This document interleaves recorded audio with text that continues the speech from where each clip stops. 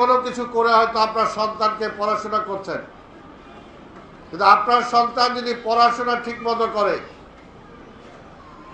তাহলে ভবিষ্যতে যদি সে দাঁড়াতে পারে, আপনার পরিবারও দাঁড়াবে, দেশের জন্য সে কল্যাণ বয়ে আনবে।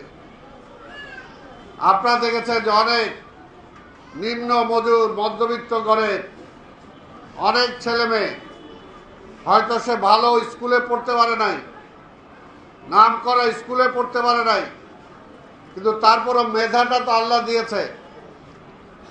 এই মেধাটাকে কাজে লাগিয়ে পৃথিবীতে এরকম অনেক স্বনামধন্য মানুষ আছে, অনেক, আমাদের দেশেও আছে, বিদেশেও আছে। আপনারা দেখেছেন ভারতকে আমরা সমালোচনা করি, সেখানকার রাষ্ট্রপতি হয়েছিল আবুল কালাম আজাদ, একজন সায়েন্টিস্ট ছিলেন। এই যে আজকে রকেট যাচ্ছে সেটা তিনি ভারতের জন্য